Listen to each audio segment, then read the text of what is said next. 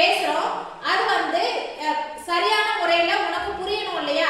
நம்ம என்ன கருத்தை சொல்ல வரோம், நம்ம என்ன கருத்தை வந்து எழுதுறோம் அப்படிங்கிறது சரியான முறையில ஒருத்தருக்கு புரியணும் அப்படின்னா அதுக்கு நம்ம பயன்படுத்துறது இந்த நிறுத்தல் குறி. இப்போ ஒரு வாக்கியம் எங்க முடியுது, என்னென்ன விஷயங்கள்லாம் அதுல இருக்கு, நம்மள கேள்வி கேட்கறாங்களா இல்லையா, என்ன மாதிரி தகவல் அதுல இருக்கு நம்ம தெரிஞ்சுக்கணும் இல்லையா? அப்ப அதுக்கு பயன்படுத்த என்னதுன்னா இந்த நிறுத்தல் குறிகள்.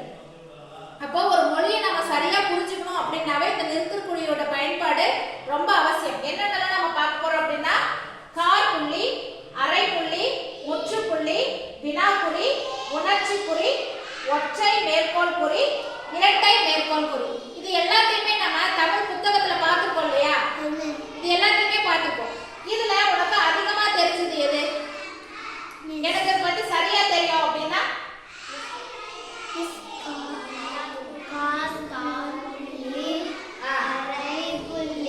எல்லாமே தெரியுமா?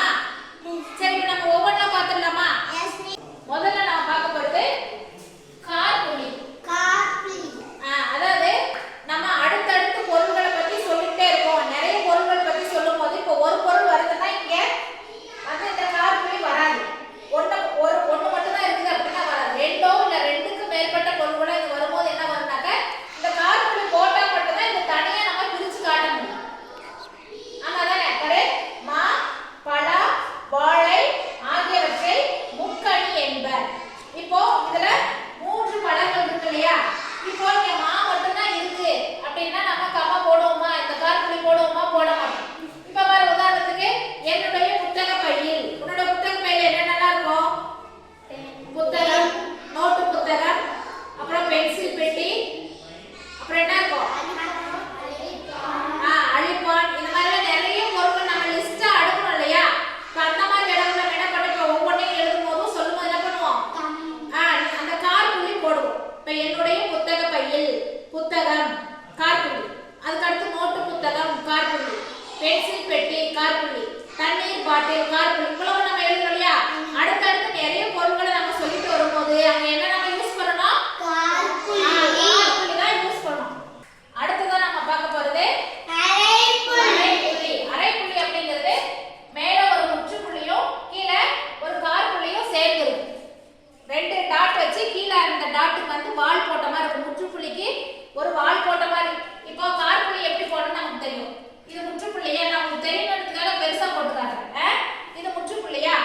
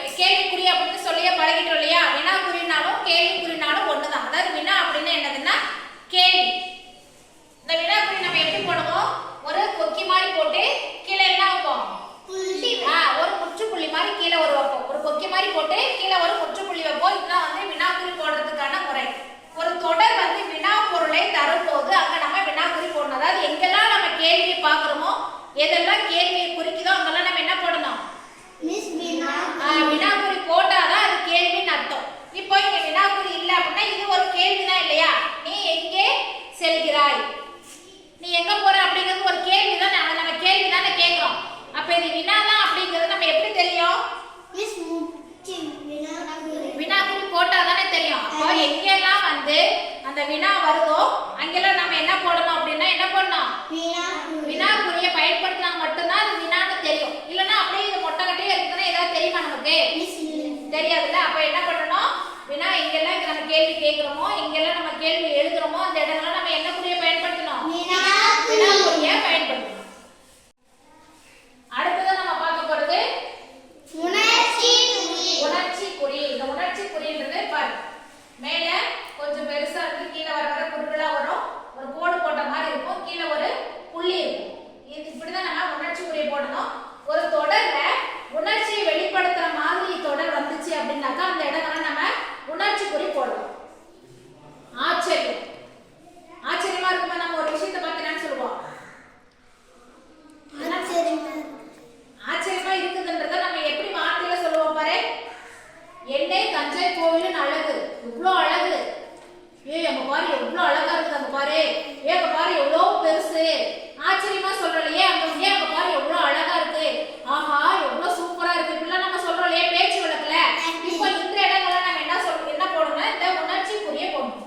ஆஹா அழகிய மயில், வண்ண பூக்கள், இப்படிலாம் நம்ம ஆச்சரியமா பேசுறோம் இல்லையா? ஆச்சரியமா இந்த மாதிரி ஆச்சரியமான வாக்கியங்கள் எழுதும் போது அந்த இடத்துல நம்ம என்ன குறியை யூஸ் பண்ணணும்? இந்த மாதிரி உணர்ச்சி குறிய இந்த இடங்கள்லயும் அடுத்து அந்த வாக்கியத்தோட கடைசியும். புரியுதா? இங்க போட்டிருக்க பாரு, என்ன போட்டிருக்கோமா? தஞ்சை கோவிலின் அழகு, அதே வாக்கியத்துல கடைசியும் வருதா இந்த உணர்ச்சி குறி? இந்த உணர்ச்சி குறி பார்த்தோம் இல்லையா? இந்த உணர்ச்சி குறி வந்து நம்மளுக்கு நிறைய உணர்ச்சிகள் இருக்கு. என்ன இருக்கு? மகிழ்ச்சி இருக்கு, ஆச்சரியம் இருக்கு, கோபம் இருக்கு, அழுகை இருக்கு, இந்த மாதிரி நிறைய உணர்ச்சிகள் இருக்கு இல்லையா? இந்த உணர்ச்சிகள் எல்லாம் நம்ம வெளிப்படுத்துற இடங்கள்ல இந்த உணர்ச்சி குறியை பயன்படுத்துவோம். ஆச்சரியம் மட்டும் இல்ல, ஐயோ என்னோட பேனா என்னாச்சு, உடைஞ்சு போயிடுச்சே அப்படின்னு சொல்றோம் இல்லையா? அப்ப அங்க என்னது? வருத்தம். வருத்தமா தானே அது சொல்றேன், மகிழ்ச்சியா சொல்லுவோமா? ஏதோ ஒரு உணர்ச்சியை நம்ம வெளிப்படுத்துறோம் இல்லையா? அந்த மாதிரி எல்லா உணர்ச்சிகளை வெளிப்படுத்துற மாதிரி வர்ற வாக்கியங்கள் எல்லாத்துலயுமே இந்த உணர்ச்சி குறி வரும். புரியுதா? சரி, இப்ப நாம எத்தனை நிறுத்தற் குறிகள் பார்த்திருக்கோம்? காற்புள்ளி பார்த்துட்டோம், அரைப்புள்ளி, முற்றுப்புள்ளி, வினாக்குறி, உணர்ச்சி குறி பார்த்துட்டோம். இன்னும் 2 தான் இருக்கு, அதையும் பார்த்துக்கலாம். அடுத்தது நம்ம பார்க்க போறது ஒற்றை மேற்கோள் குறி. இதை எப்படி போடணும் அப்படின்னா, நம்ம காற்புள்ளி இருக்கு இல்லையா? அந்த காற்புள்ளிக்கு முன்னாடி அதே காற்புள்ளியை தலைகீழ போட்டா எப்படி போடுவோம்? இது வந்து காற்புள்ளி தலைகீழ போட்டா இப்படி தானே போடுவோம். இப்படியும் ஒரு காற்புள்ளியும் போட்டோம்னா இதுக்கு இடையில இருக்கிற கேப்ல தான் நம்ம என்ன விஷயம் சொல்ல வரோமோ அதை நம்ம எழுதுவோம். இந்த கேப் இருக்கு இல்லையா? இந்த கேப்ல, அதாவது இப்ப நம்ம ஒரு வாக்கியம் இருக்கு இல்லையா? அந்த வாக்கியத்துல ஒரு பிரபலமான நூலோட பேரு, புத்தகத்தோட பேரு, ஒரு கட்டுரையோட பேரு, அப்புறம் பழமொழி, இதெல்லாம் வந்துச்சுன்னாக்க அந்த குறிப்பிட்ட பகுதியை மட்டும் நம்ம ஸ்பெசிஃபிக்கா, அதாவது சிறப்பா காட்டுறதுக்காக நாம இந்த ஒற்றை மேற்கோள் குறியை பயன்படுத்துவோம். புரியுதா? அதாவது நீதி நூல்களுள் திருக்குறள் என்னும் நூல் குறிப்பிடத்தக்கது. இங்க நம்ம எந்த நூலை பத்தி சொல்றோம்னா திருக்குறள். அப்போ இதை நம்ம அழுத்தமா காட்டணும் அப்படிங்கிறதுக்காக என்ன பண்ணிருக்கோம்? பயன்படுத்திருக்கோம். இந்த நூல் மட்டும் இல்லாம கட்டுரைகளோட பேரு, பழமொழிகள்லாம் நம்ம வார்த்தைகள்ல வாக்கியங்கள்ல பயன்படுத்தும் போது பழமொழி வரும் இல்லையா? அப்ப அந்த பழமொழி வர்றப்ப நம்ம என்ன பண்ணோம்? அந்த ஒற்றை மேற்கோள் குறிய பயன்படுத்தணும். இறுதியா நம்ம பார்க்க போறது இரட்டை மேற்கோள் குறி. அதாவது ஒற்றை மேற்கோள் குறின்னா நம்ம ஒரு குறி மட்டும் போட்டோம் இல்லையா? இதுல ஒண்ணு மட்டும் தான் போட்டோம். அதுல இரட்டைன்னும் போது அதுலயே வந்துருச்சு. இந்த பக்கம் 2, இந்த பக்கம் 2, இடையில நம்ம என்ன சொல்ல வரோமோ அதை நம்ம எழுதுவோம். இந்த உதாரணத்துக்கு நம்ம என்ன பார்க்க போறோம் அப்படின்னா, ஒருத்தர் என்ன சொன்னாங்களோ அதை அப்படியே சொல்லி, என்ன சொன்னாங்களோ அதை அப்படியே சொல்லி, இவ்வாறு ஈஸ்வரன் கேட்டார் அப்படின்னு சொல்றோம் வை. இப்ப அந்த இடத்துல நம்ம என்ன செய்தி அவங்க கேட்டாங்களோ அந்த இடத்துல நம்ம என்ன பண்ணுவோம்? பாரு, இந்த இரட்டை மேற்கோள் குறி போட்டுருக்கோம். உங்க பாடத்துல இருந்தே நான் எழுதியிருக்கேன் பாரு. அது என்ன பாட்டி என்று கோவிலின் விமானத்தை பார்த்து கேட்டால் கயலினி. அதாவது என்ன கேட்டாங்களோ அதை அப்படியே, ஒருத்தர் என்ன சொன்னாங்களோ அதை அப்படியே நம்ம நேர்கூச்சை எழுதும் போது அவங்க என்ன கேட்டாங்களோ அதை இந்த நிறுத்தற் குறிக்குள்ள போட்டுட்டு அதுக்கப்புறம் அவங்க என்ன விஷயம், யார் கேட்டா, என்ன கேட்டா, யார்கிட்ட கேட்டாங்க அப்படிங்கறத நம்ம சொல்லுவோம். புரியுதா? இது அதாவது சொன்னாங்களோ அதை என்ன கேட்டாங்களோ என்ன சொன்னாங்களோ அதை அப்படியே எழுது. புரிஞ்சிருச்சா? அதே இரட்டை மேற்கோள் குறிக்கு இன்னொரு உதாரணம் பாரு. ஒரு தொடர்ல ஒரு வாக்கியத்துல ஏதாவது நம்ம மேற்கோளை குறிப்பிட்டு காட்டணும் அப்படின்ற இடங்கள்ல இந்த இரட்டை மேற்கோள் குறி வரும். உதாரண வாக்கியம் பாரு. கண்வனப்பு கண்ணோட்டம் என்று சிறு பஞ்ச மூலம் குறிப்பிடுகிறது. அதாவது சிறு பஞ்ச மூலத்துல என்ன கருத்து இருக்கோ அதை மட்டும் நம்ம என்ன பண்றோம், இந்த இரட்டை மேற்கோள் குறியில குறிப்பிட்டு காட்டுறோம். அப்ப ஒரு வாக்கியத்துல ஏதாவது நம்ம வந்து மேற்கோளா குறிப்பிட்டு காட்டணும்